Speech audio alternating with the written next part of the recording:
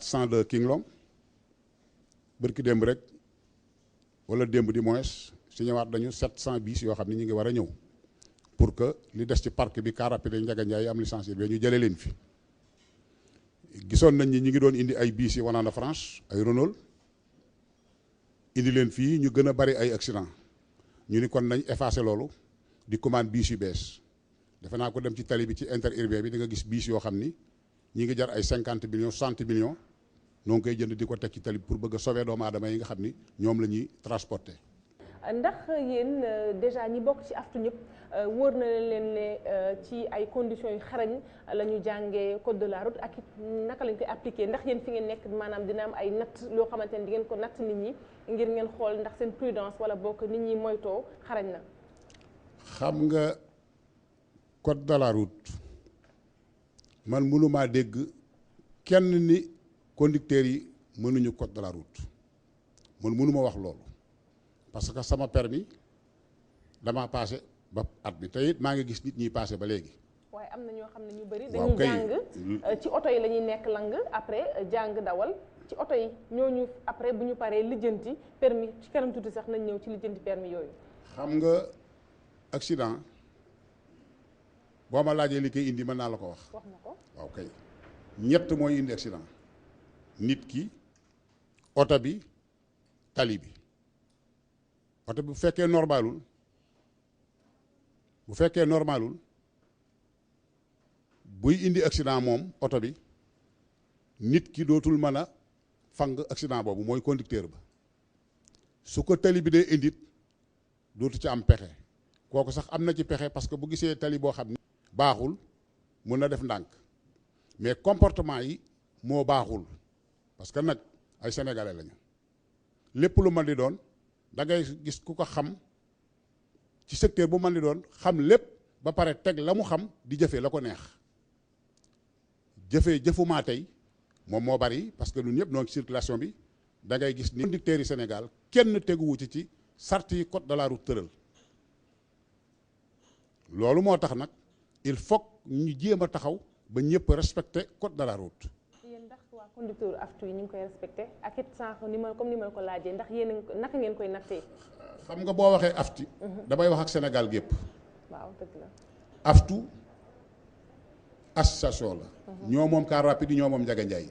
parce que bépp tata boo gis wala King Long am na car rapide wala Ndiaga Ndiaye boo xam dañ ko yóbbu yàq ko feeraay jaay ko état bi ñu yàq ko yóbbu ko feeraay kon ñooñu ñoo moomoon tata yi chauffeur yi doon dawal yooyu ñooy ñëw dawalaat tata yi ñu bari dañu xàmmeegul loolu c'est important ñu xàmmee ko man mi wax yow am naa kaaru aftu mooy am naa biis am kaaru aftu am camion kon transporteur du Sénégal ñoo fa daje te dëkk Dakar kon bu ñuy wax dañuy wax généraliser lépp parce que accident yi fu muy amee rek ñun arrangé wuñu ñun transporteurs yi parce que boo accident amee ñàkk nañ matériel beneen dañu ñàkk ca matériel ñàkk ca chauffeur jël suñu bakkanu mbokk bu duggoon ci oto bi fay nu xaalisam kon ñun accident benn baaxul ci ñun baaxul ci benn waaye ci ñun la gën a bon kon ku koy faxee saafara ñun ñoo ca war a taxaw Matar Faye maire di nouvelle préfecture routière xam na loolu ci ñun. ci kanam tuuti damay dem ci colonel Diène Faye nekk sapeur pompier ndax ñoom bu lu ni mel amee accident bu amee ñoom la ñuy njëkk woo seen xel ñëpp ci ñoom lay dem waaye laata boobu sama question mujj balaa may ñëwaat ci yow dañuy wax ne chauffeurs yi ñoom ñooy indi accident yi maanaam seen comportement soit dañuy nekk ci téléphone bi wala maanaam dañuy oyofal daal tali bi yow looy tontu ci loolu. xam nga chauffeur mooy ki yor oto di ko liggéey di ci liggéey ñu di ko fay moo xam nag ban oto la mën a yor ndax particulier la ndax car la ndax camion la nañu wax conducteurs yi parce que particulier yi ñu ngi accident te lii ma gis fii ñu wane ko ci télé bi am na accident yoo xam ni ay kilifa ñoo ci dee te seeni chauffeur ñoo def accident ñu faatu te gisuma leen ngeen wane ko fii ay transport ko baa ngeen fi wane su fekkee dañuy sàmm nag pour bakkanu doomu aadama yi parce que benn baag ñaaree yooyu bakkanu doomu aadama moom lu koy yóbbu ñëpp a war a taxaw pour fang ko kon particulier yi dañu provoqué accident boo xam ni sax dañ ca mucc ba pare effacé wu dem bu ñu ñëwee ñun ñoo fay des kon nañu wax ci cadre conducteurs yi yëpp ñu war a moytu sàmmonte ak code de la route dinaa tontu sëñ bi tuuti ndax Matar li mu ko wax am na lu ci des. rond-point yi léegi nekkatul priorité à droite ki la jiitu ci rond-point bi moo am sa priorité day jàll mais pneu de signalisation yi muy wax muy seddale passage yooyu Dakar gi képp la yem ci code bu bees bi mais soo demee Saint-Louis nga dëkk rond-point ba fa nekkoon la fa nekkoon 1960 ba léegi rond-point ba dara sensé wu ci comme sensé wul nag conducteurs ya nekk Saint-Louis ñoom mënuñoo sensé il faut pneu de signalisation yooyu rond-point bi nekk Dakar ak ba nekk Saint-Louis ak ba nekk Matam ba nekk Kaolack ñu yemale rond-point yi def ko ba mu mat parce que transport terrestre benn la ci Sénégal benn direction la. Modou Mboup ñu ngi lay gërëmandi. maa ngi lay gërëm maa ngi lay sant ndax dinañ ñëwaat ci yow ci kanam. incha allah du ñu def lu dul kii fàttali leen ne yéen ñi ngi fii ci café Teranga. ñu am mbégte bu baax tey di waxtaan thème boo xam ne ñëpp la soxal mu nekk accident de la circulation accident yi ne ci tali bi ñu ci am mbégte di ànd ak ñu xarañ macha allah ci waxtaan bi ñu séq xam naa ci kanam dinañ ñëw ci li nga xamante ni moom mooy déficit wala boog maîtrise li nga xamante ni moom mooy code de la route waxoon nañ ko sax sànq waaye itam rawatina oto yi dëgg la jàpp nañ ni ay at a ngi nii sax dañoo génn dogal boo xamante ni oto boo xamante ni dafa am plus de 5 ans dootul dugg Sénégal ndax loolu am na ay coppite yu mu indi ci kanam tuuti nañ ci ñëw laata boobu du ñu dem rek lu dul fekk ci ki nga xamante ni moom mooy colonel Diène Faye ndax ñoom it am nañu solo ci dispositif bi.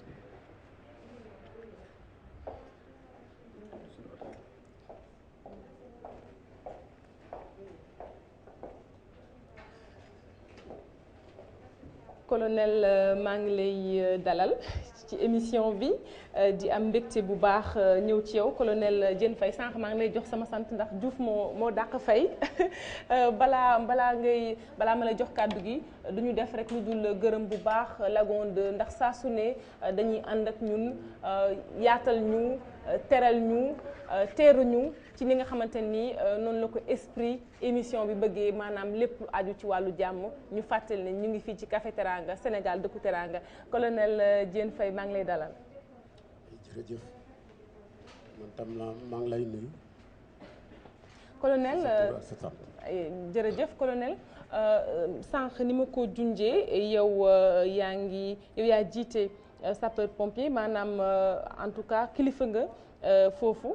ñu bëggoon rek nga wax ñu premier acte wala boog premier acte de sauvetage ku accidenté laata yéen ngeen ñëw lan la war a doon. jërëjëf ma joxe précision aussi man commandé ma groupement national des sapeurs pompiers mais kilifa la. dëgg la parce que boo ci jëlee commandant groupement national des sapeurs pompiers peut-être man maay 3e personnalité bi nekk foofu. donc premier acte bu ñu war a def bu accident amee. moom mooy d'abord li ñuy wax protéger moom mooy nga fexe ba baliser yoon bi ba beneen accident du ñëw fekk accident bi ñu ko am tax ñu dem léegi boo defee loolu bu pare nga def li ñuy wax alerter moom mooy nga woote kii woote d'abord day wax position am maa ngi 18 lay woote donc 18 bi pour ñëpp xam ko c'est gratuit kenn du fay. donc foo tollu ci biir Sénégal boo defee 18 da nga daanu ci benn camp pompier donc boo defee 18 mu wuyu ci pompier dina la ne allo pompier. nga ne ko nga présenté wu man maay diw maa ngi tel endroit béréb sangam donc dafa am accident bu am fii donc boo leen joxee loolu. li leen gën a intéressant li gën a am doole moom mooy nga wax leen peut-être ñaata nit ñoo fa nekk ndax nit ñi bari nañ ak nu ñu nekkee foofu léegi loolu boo ko defee ba pare après nag nga aussi nga jéemal dimbale accident yi moom la ñuy wax secourir. noo koy dimbalee. bon ni ñu koy dimbalee moom mooy d'abord nga génne ko ci oto bi fi mu nekk parce que foofu danger la boo ko ci génnee. après maintenant nga def ko aussi ci position boo xam ne dina toog xaar ba pompier yéeg si. du tëdd day toog. ça dépend maintenant ci li ko def. d'accord am na ñoo xam ne mën nañ toog am na ñoo xam ne dañuy tëdd rek des trucs comme ça. donc ça dépend. d'accord colonel ci beneen laaj boo xamante ni dafay ñëw souvent mooy sapeur pompier yi dañ leen di xaar lu yàgg. loolu lan moo ko waral.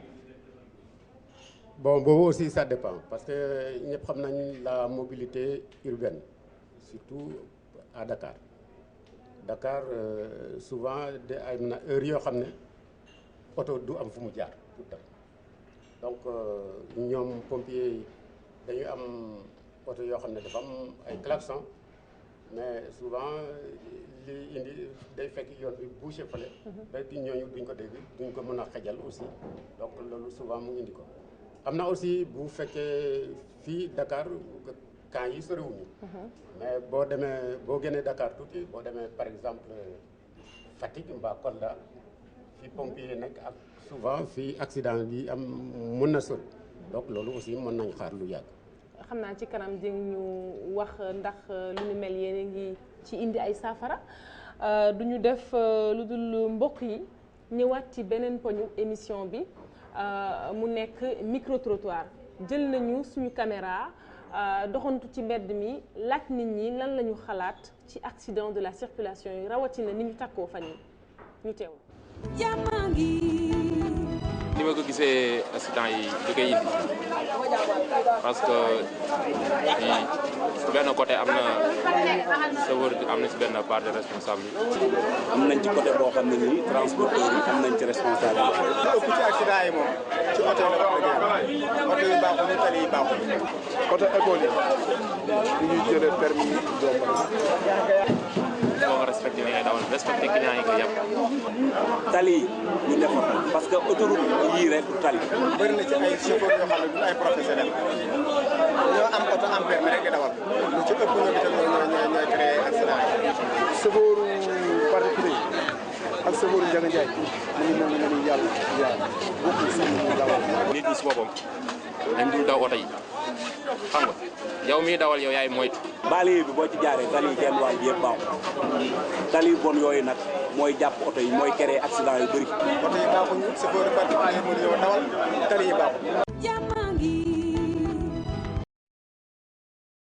gis ngeen li nit ñi xalaat ci accident de la circulation yi ñu ngi koy ñaawlu bi nag moo tax tey ñu teew fii ngir jéem a xool nan lañ koy saafara mu mel ni bon am na ñoo xamante nit sànq Matar Faye nee na tali bi dafay wax am na ñoo xamante ni nag ñoom dañoo teew ci tali bi saa su ne ñu ngi leen di gis ndax mu mel ni sax ñoom ñoo remplacé léegi feu de signalisation yi ci kanam tuuti nañ xam aussi lu tax feu de signalisation yi amul ak it peut-être ndax day ñëwaatam déet ndax namm nañ leen commandant Mamadou Ndour ñu ngi lay dalal.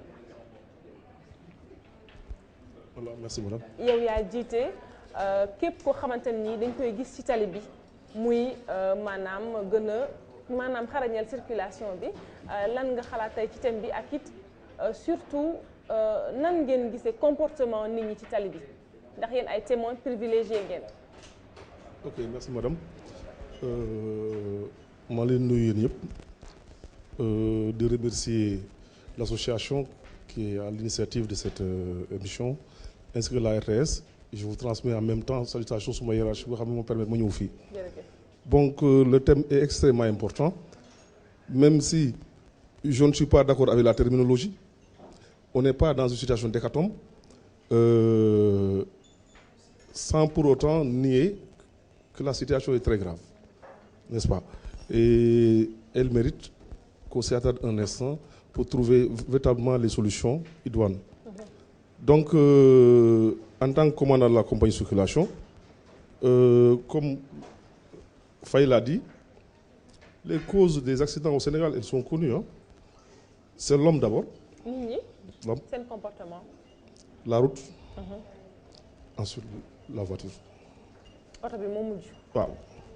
Donc, rien que hier nuit, vers 21h30, on a enregistré un mort sur le pont de Colobane du fait d'un conducteur de scooter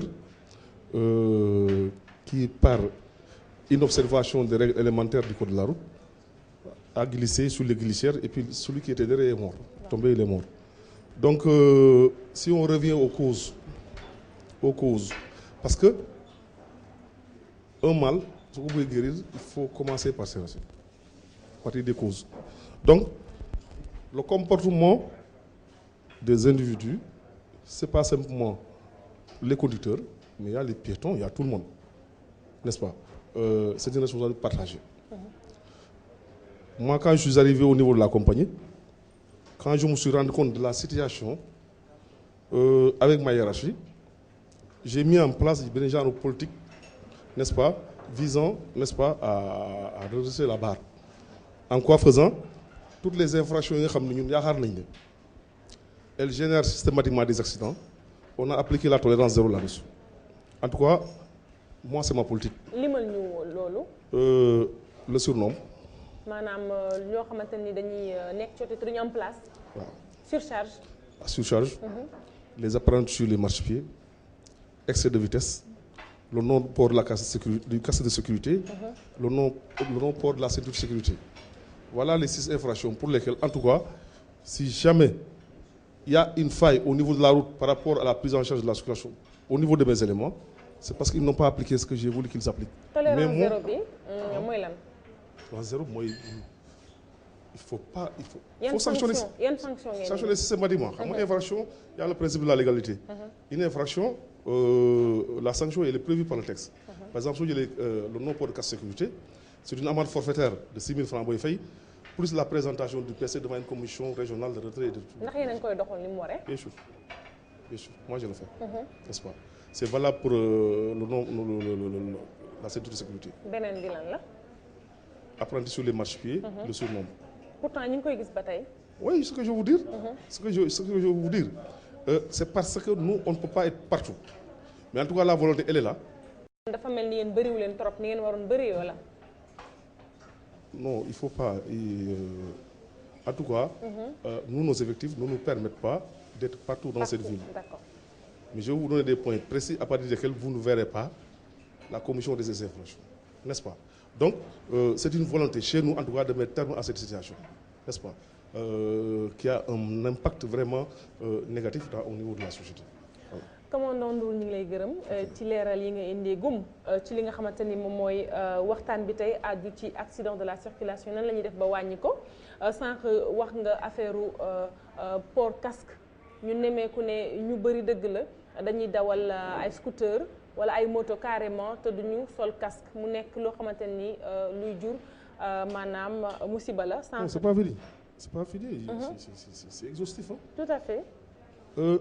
Vous remarquez sur l'autoroute, aujourd'hui, le milieu le plus accidentologue, c'est l'autoroute sur le tronçon compris entre Malick Sy et Hann. Lu waral accident yi ëppee foofu. C'est l'irrespect systématique des règlements du code de la route. Yan infraction ñoo fa ëpp ci tronçon boobu. Xam nga 3 voies. 3 voies. Si tu vois comment les scooters circulent dans la circulation, ils font des déviations que tu ne peux pas comprendre. Dañuy slalomé. Et ak li Boroxuma wax. C'est-à-dire les gens amuñu comment dirais-je. Civisme. amuñu civisme duñu mayalante seen xol yi ba loolu quoi de cette nature. Donc et puis soo ajouter un défaut criard de l'application du code de la route, ça pose problème. Mieux, il y a un autre facteur. Tu vois un Sénégalais qui, au lieu de passer sous une passerelle, au lieu de passer sur une passerelle, préfère passer sous la passerelle.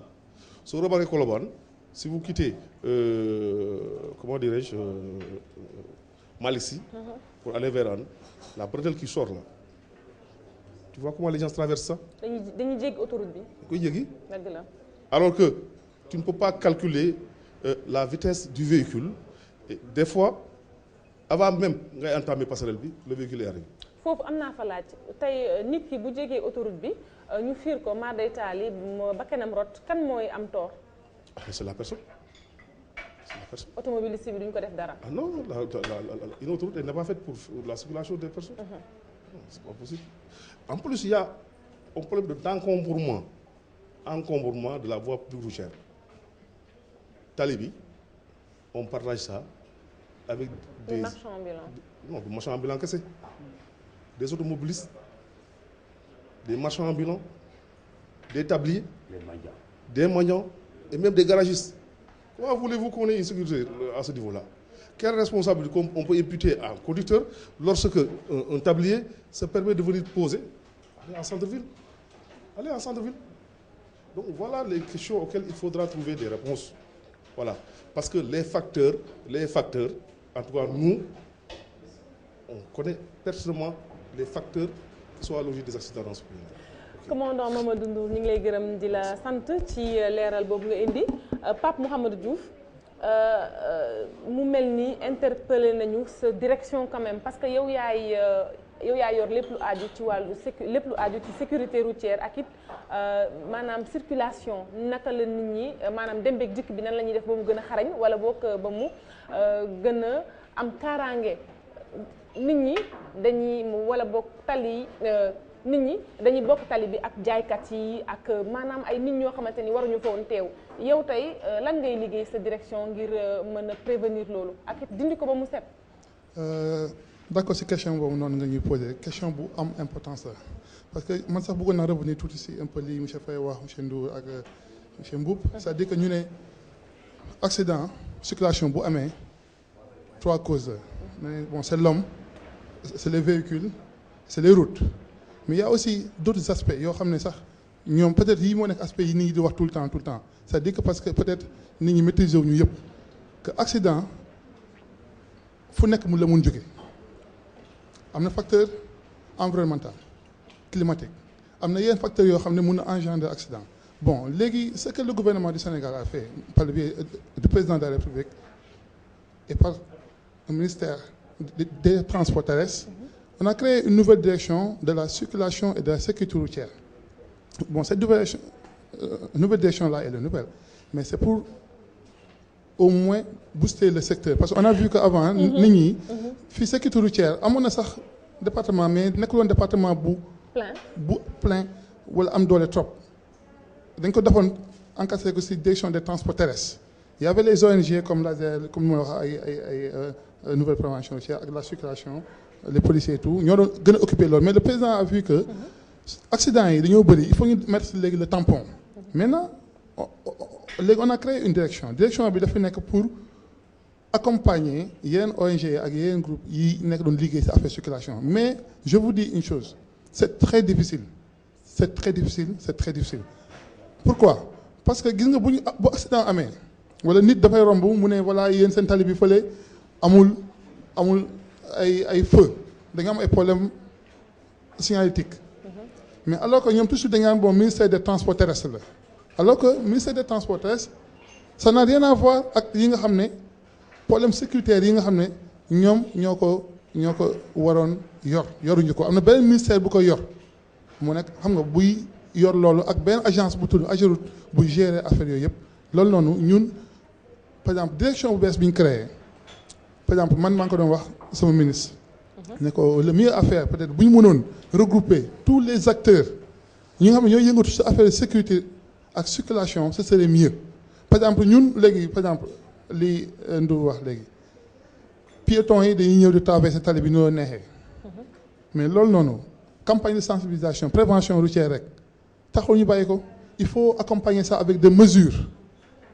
xam nga mais ñu ngi ci mais mesures yooyu sanctions yi nag loolu tamit beneen problème la aussi parce que ñun direction lañ yor état la ñun gouvernement mais direction bi pour ñu jël mesure il faut ñu obligé passer par d'autres ministères par exemple man maa ngi nekk direction de la circulation et de la sécurité routière maa ngi dépendre ci ministère des transports terrestres des transports ferroviaires et de l'aménagement du territoire avec madame Nafi Diouf Ngom léegi ñun bu ñu bëggee sanctionner kenn wala bu ñu gisee dara loo xam ne yoonul comme si loo xam ne ci cadre de sécurité routière la infrastructure on est obligé de passer par MICATI moo nekk ministère infrastructure ñoom ñooy coiffé AGEROUTE def ay lettres ay demandes procédure boobu suivre son cours intervention des fois ministre bi sax mooy obligé def ay intervention pour affaire yi gën a gaaw bu ñu bëggee jël ay sanctions ba ñi nga xam ne piétons yi nga xam ne foo neex la ñuy def wala foo neex la ñuy traverser on est obligé de passer ministère de l'intérieur wala ministère des forces armées alors que ñun on a créé une nouvelle direction de la circulation et de la sécurité routière qui devait regrouper tous les acteurs